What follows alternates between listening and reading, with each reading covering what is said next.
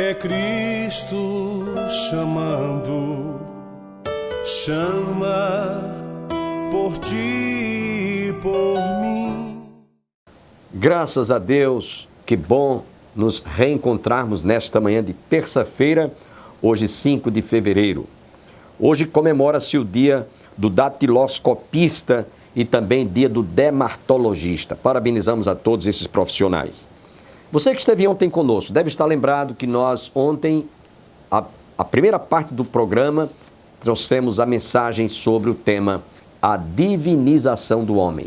Hoje nós vamos concluir esta mensagem que Deus nos deu pregando em nosso templo. Eu acredito que você que esteve conosco ontem vai ouvir hoje a conclusão e nós chegamos a essa conclusão. Após a queda, o homem passou a se comportar como se fosse Deus, evidentemente com D minúsculo. Aliás, a Bíblia diz que Deus fez o homem um pouco menor do que Deus. Só que o homem, ele passou a ter um comportamento como se fosse um Deus. Obviamente, o pecado, o orgulho, a arrogância, a prepotência, deixou o homem com esse sentimento de um ser divino. A nova era, inclusive, ampliou isso. A nova era ensina, descubra que você tem um Deus em seu interior. E o homem então se acha que é um Deus. Infelizmente, a queda, o pecado trouxe esse tipo de comportamento, essa tragédia. Por isso que nós encontramos João falando, convém que ele, Jesus, cresça e que eu desapareça ou que eu diminua. Fiquemos, portanto, com a segunda parte e a conclusão desta mensagem que nós trouxemos recentemente e eu acredito que você hoje vai ouvir toda a conclusão.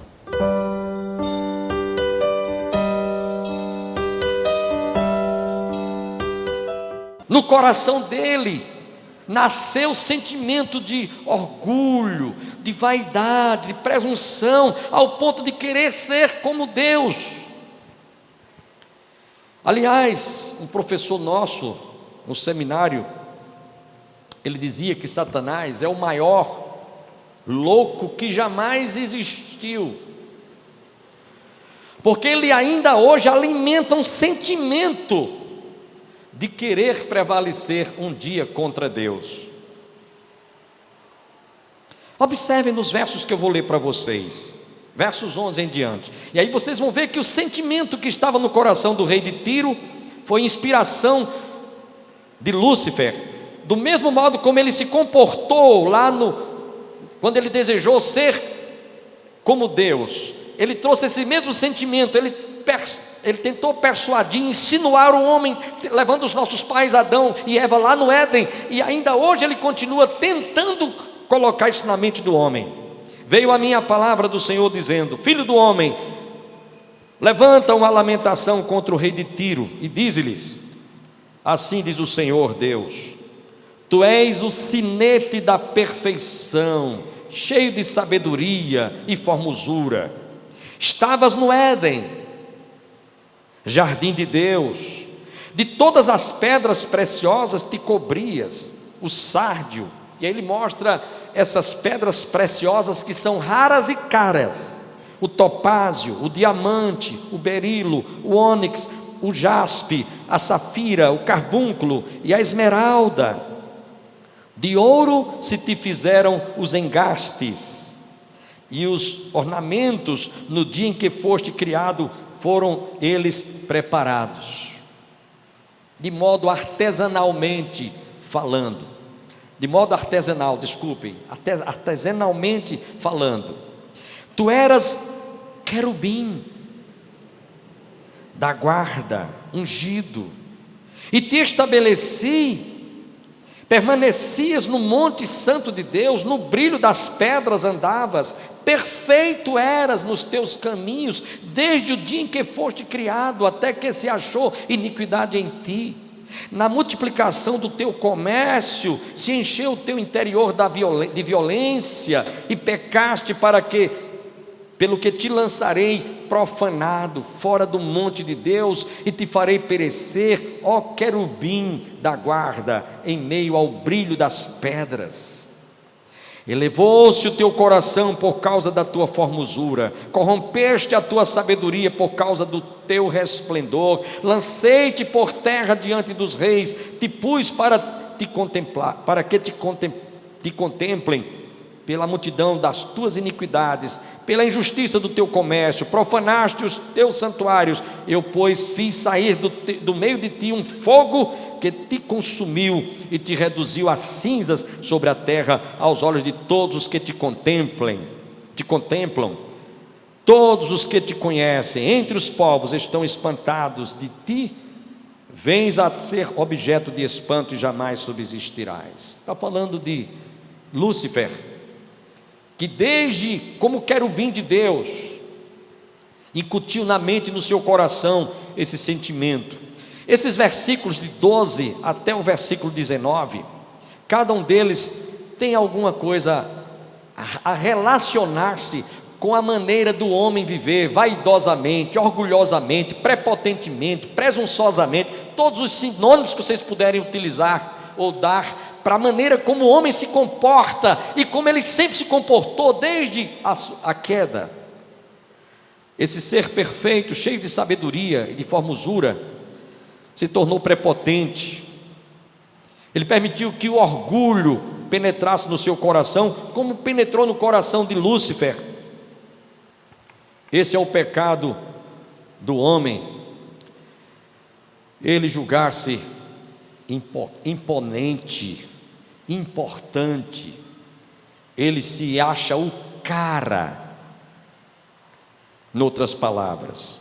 Agora vejam que coisa interessante, no Salmo 8, versículos de 1 a 9, nos diz que Deus criou o homem e o fez um pouco menor do que Deus, no sentido do homem ser conforme a sua imagem e semelhança, ou seja, Deus tem vontade, volição, Deus é um ser perfeito, inteligente. Basta você sentir algum sintoma de desarranjo intestinal, coração, hipertensão, qualquer problema que abale o nosso sistema e comprometa a nossa saúde, então você vai precisar de uma máquina para fazer hemodiálise, você vai precisar de um marca-compasso, você vai precisar de artifícios para fazer com que esse ser que é quase perfeito funcione precariamente movido a uma máquina. Aí você vê a perfeição da criação, conforme nos diz o escritor sagrado, Deus criou conforme a sua imagem e semelhança. Aí o homem se sente tão bom, tão perfeito, tão quase que uma máquina quase que absolutamente perfeita, que ele diz: eu sou Deus. Hoje os cientistas estão trabalhando para fabricar peças humanas, órgãos humanos, fígado, o baço, até coração. Hoje já se faz plástica da pele do rosto, a composição do rosto. Hoje já estão querendo, só falta fazer o que eles nunca vão conseguir, fazer o espírito. Eles podem fazer clonagem humana, o que vocês imaginarem, mas eles jamais vão conseguir fazer o espírito, que Deus, depois de criar o homem conforme a sua imagem e semelhança, soprou nas suas narinas o fôlego da vida. O homem jamais vai conseguir fazer isso. O homem jamais vai conseguir fazer com que a morte seja combatida, ou seja, o homem não morra mais, para mostrar que o homem não é Deus, coisa nenhuma. Nesse texto sagrado que lemos e citamos, Salmo 8, verso de 1 a 9, quando ele diz que Deus fez o homem um pouco menor do que Deus, é no sentido do homem ter os atributos atribuídos a Deus. Deus é um ser que pensa, é um ser inteligente. O homem é um ser inteligente, o homem tem volição, tem vontade, mas jamais o homem deverá se sentir como um Deus. Nos versos 13 nós vemos a beleza ímpar, sem igual, que ele descreve desse ser que foi criado, que esteve lá no Éden. A beleza ímpar e sem igual, quer dizer, o homem, o coração de toda a obra, que depois que Deus criou tudo, ele disse: façamos o homem conforme a nossa imagem e semelhança. esse ser que é como barro criado, produzido e trabalhado pelo oleiro, não pode jamais, como Jó nos diz, perguntar ao autor da vida: quem te fez? Quem te criou? Se ele diz, conforme lemos lá em Apocalipse: eu sou o alfa e o ômega, o princípio e o fim. O homem tem começo e tem fim, Deus não. O homem, portanto, jamais poderá se sentir um ser divinizado, porque ele é mortal, porque ele é cheio de falhas, cheio de defeitos, e esses defeitos e essas falhas ele contraiu depois da queda. No verso 14, ele fala deste querubim: tu eras querubim da guarda, ungido, e te estabeleci, permanecias no monte santo de Deus, no brilho das pedras andavas. Esse querubim ungido, no brilho das pedras, conforme lemos, manifestava a glória de Deus, como Moisés, quando descia do monte Sinai, teve que colocar um véu, porque o seu rosto brilhava, e ninguém conseguia ver no seu rosto, tamanho era o brilho que ofuscava, por causa da glória de Deus. Deus criou o homem conforme a sua imagem e semelhança, e antes da queda, o homem andava na presença de Deus, tinha comunhão com Deus, a glória de Deus era vista e era contemplada. Depois da queda, Isaías, quando teve a visão, no ano em que morreu o rei Uzias, do Senhor assentado sobre o seu alto e sublime trono, conforme está lá em Isaías capítulo 6, verso de 1 até o verso 5, ele teve uma visão do Senhor assentado sobre o seu alto e sublime trono. Depois teve uma visão de si mesmo: ai de mim, que sou homem impuro e habito no meio de um povo de impuros lábios, e os meus olhos viram ao Senhor, contemplou a glória do Senhor. Foi preciso vir um anjo com atenaz, tocar na sua língua para se purificar a sua boca, a sua língua, e depois dele se sentir purificado, ele pôde ouvir o Senhor convocá-lo: a quem enviarei, quem há de por nós? Ao que ele respondeu imediatamente: eis-me aqui, Senhor, envia-me a mim. O homem que se sinta divinizado, jamais ele experimentará a glória de Deus, como Lúcifer, esse querubim ungido de Deus, que permaneceu no monte santo de Deus, e o brilho das pedras andava ao seu redor, enquanto ele não teve essa presunção de querer ser igual a Deus. Porém, depois que ele passou a alimentar esse sentimento, ele foi expulso da glória de Deus, da presença de Deus. Ele perdeu a glória de Deus.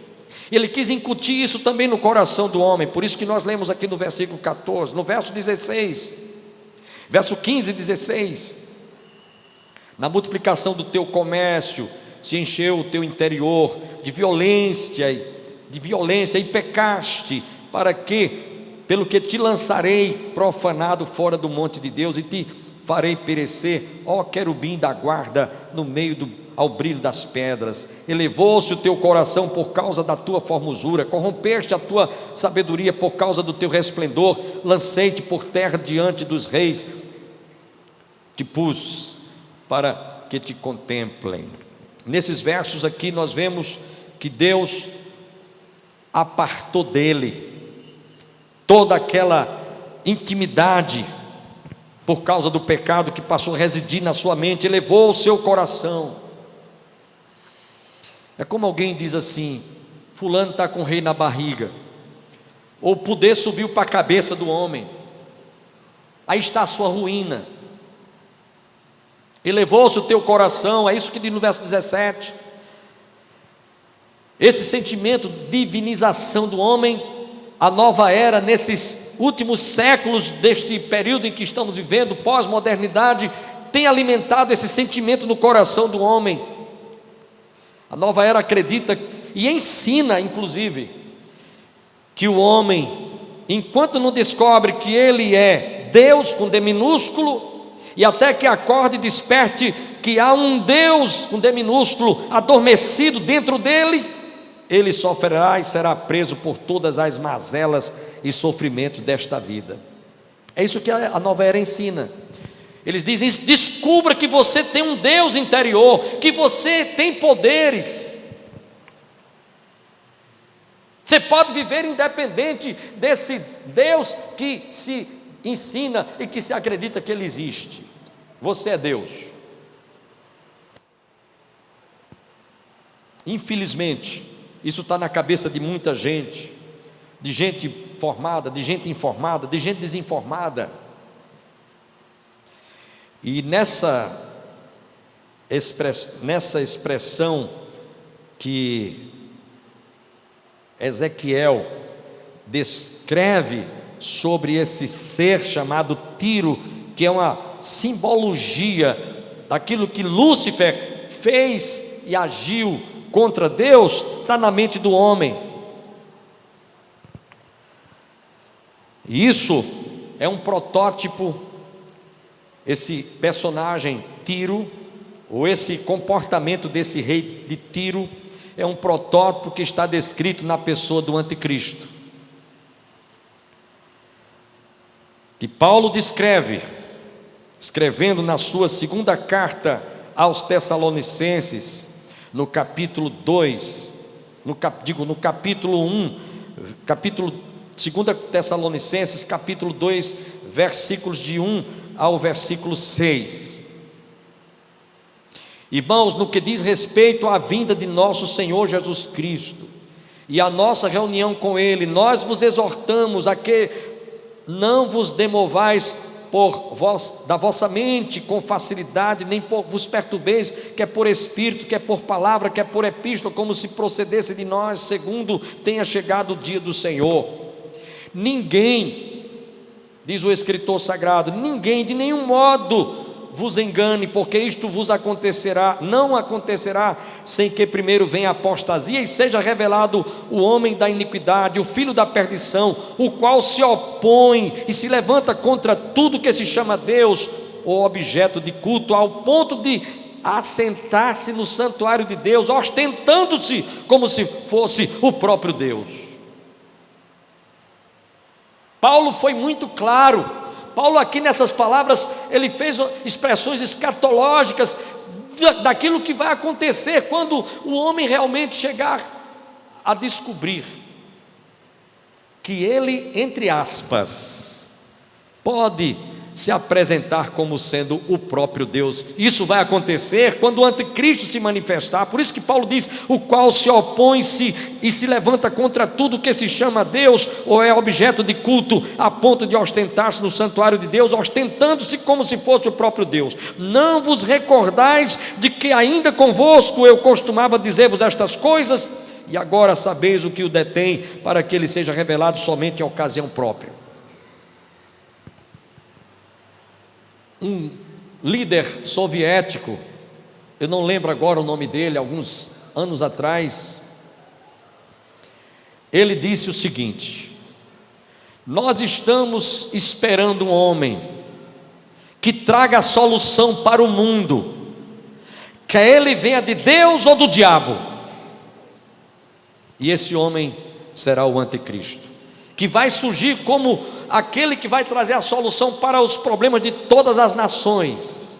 E aí ele vai ser ovacionado, aí ele vai receber a oblação de um Deus, conforme estamos trazendo, a exemplo de Tiro, rei de Tiro, desculpem. Meus irmãos, sabemos que o homem, depois da queda, ele se tornou pecador, perdido. A Bíblia diz que todos pecaram e todos estão destituídos e carecem da glória de Deus. O homem não é ser divino, o homem não é Deus em canto nenhum.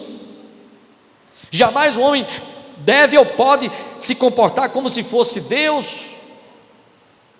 Porém, o homem, por causa da sua atitude de rebeldia, de desobediência, de insubordinação e rebeldia, o homem continua afirmando e vivendo e se comportando como se ele não precisasse de Deus.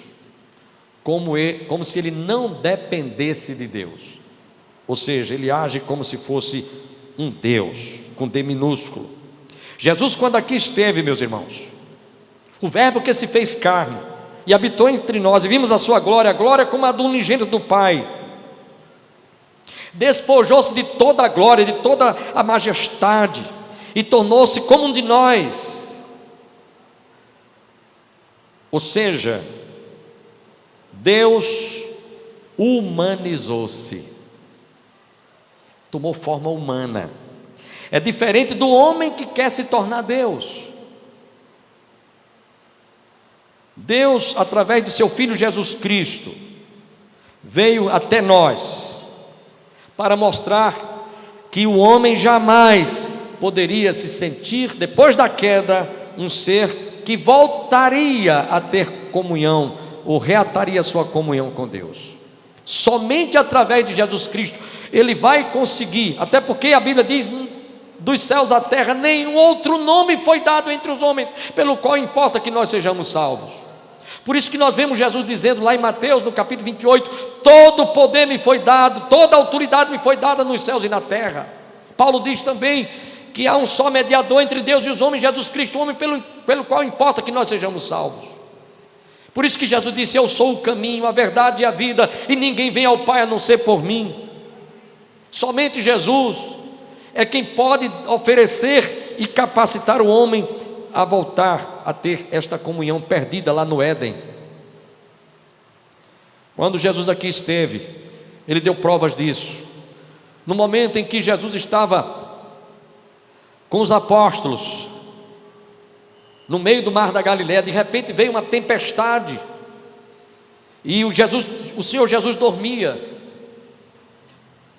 E naquela ocasião, eles apavorados, desesperados: Senhor, desperta, que todos nós vamos perecer, estamos morrendo. Jesus simplesmente se levanta e olha para a fúria dos ventos e dos mares, das ondas, e o mar se acalma. E eles disseram: quem é este que até o mar e os ventos lhe obedecem? Quando Jesus morreu lá na cruz, dando o último suspiro: Pai, tudo está consumado, em tuas mãos entrego o meu espírito. Os céus enegreceram, raios e trovões rasgaram os céus em Jerusalém. Houve trovão, relâmpagos, os céus se abalaram, e um homem que era um daqueles que estava comandando aqueles soldados que foram prendê-lo até levá-lo a ser crucificado, vendo todo aquele espetáculo, ele disse: verdadeiramente este homem é o Filho de Deus. Verdadeiramente este homem era o Filho de Deus. Meus irmãos, Jesus, ele tomou forma humana para que nós pudéssemos ser alcançados pelo tremendo e profundo amor de Deus. João 3,16. Porque se não fosse assim, se Jesus não viesse na simplicidade que ele veio, como filho do homem, como filho de Deus, nós não iríamos jamais ser alcançados por este amor. Por isso que ele nasceu de forma humilde, numa manjedoura. Por isso que ele não tinha nem onde reclinar a cabeça. Por isso que Jesus, quando foi crucificado, não tinha nem o túmulo onde ele seria sepultado. Ele veio despojado de tudo, para que o homem pudesse ser alcançado pelo amor de Deus, para que o homem reconhecesse que não poderia de maneira nenhuma rejeitar o plano que Deus estabeleceu, para que este homem perdido, pecador, não pudesse jamais pensar que ele era um ser divino. Infelizmente, os homens sem Deus têm se comportado como se fossem seres independentes de Deus. Mas eu queria que você que nos ouve e nos assiste, e está aqui conosco agora, pensasse um pouco o quanto você precisa de reconhecer, o quanto necessita deste amor de Deus, o quanto você precisa de reconhecer que é um pecador perdido, que precisa realmente de constituir o Senhor Jesus Cristo como seu único e todo suficiente Salvador, porque foi Ele que derramou o seu sangue para resgatar as nossas almas, foi Ele que deu a sua vida para que nós tivéssemos vida, como Ele próprio disse: eu vim para que tenhas vida e vida com abundância. Não pense que você é um ser que não precisa viver independente de Deus. Você depende. O próprio Jesus disse: sem mim nada podeis fazer. Por isso, nesta hora, eu queria que você pensasse o quanto você necessita de arrepender-se dos seus pecados, de despir-se de toda essa vaidade, de todo este orgulho, de toda esta arrogância, essa presunção, e dizer: eu sou um pecador perdido, eu preciso de Deus, eu preciso de reconhecer que eu não posso viver sem esse Deus, eu preciso reconhecer que Jesus é o único que pode realmente nos alcançar, nos perdoar, nos libertar e, sobretudo, nos dar a libertação desse sentimento de divinização que Satanás colocou dos nossos pais desde o Éden, e até hoje o homem continua alimentando esse sentimento nos seus corações. Fiquemos em pé e nós vamos neste momento orar, pedindo que Deus retire da mente daqueles que porventura até agora, até antes de ouvir esta palavra, tinham esse comportamento, se comportavam como se fossem seres divinos. Nós vamos orar nesse instante, pedindo que Deus nos perdoe se há alguém que tem esse sentimento, seja aqui nesta noite, seja em casa, onde estiver. Pai, queremos neste momento te agradecer por esta palavra que acabamos de ouvir, e te pedimos em nome de Jesus, ó Pai, que esse sentimento que havia no coração do rei de Tiro, daquela cidade que foi destruída, e daquele rei que viveu de modo arrogante, neste momento, Senhor, trabalha na mente e no coração daqueles que estão conosco e que nos assistem em casa, para que eles possam reconhecer que somos todos pecadores, conforme nos diz a Tua palavra. Todos pecaram e todos estão destituídos e carecem da glória de Deus. Que Tu retires da mente e do coração do homem esse sentimento vaidoso, egocêntrico, idolátrico, e eles reconheçam que realmente nós somos pecadores. É isso que nos diz a Tua palavra. O próprio apóstolo Paulo nos diz: dos pecadores ele se sentia o principal de todos. E hoje não se fala mais em pecado, não se sente mais, não há mais esse sentimento de arrependimento, de contrição por pecados praticados contra Deus, contra a Sua palavra, contra a pessoa do Senhor Jesus Cristo. Eu te peço agora, trabalha na mente e no coração daqueles que nos ouvem, e nos abençoe nesta hora, ó Pai, em nome de Jesus, amém. Acabam de chegar os mais novos ônibus da Real Bus, equipados com DVD, toalete, Wi-Fi, carregador para celular, elevador para cadeirante, ar-condicionado, poltronas em couro e muito mais para o seu conforto. Viaje com segurança e pontualidade em novos horários. Real Bus, transportando vidas e sonhos. Acredito que você que está conosco deve ter um dia abençoado sobre as bênçãos do Pai, do Filho e do Espírito Santo, e até amanhã.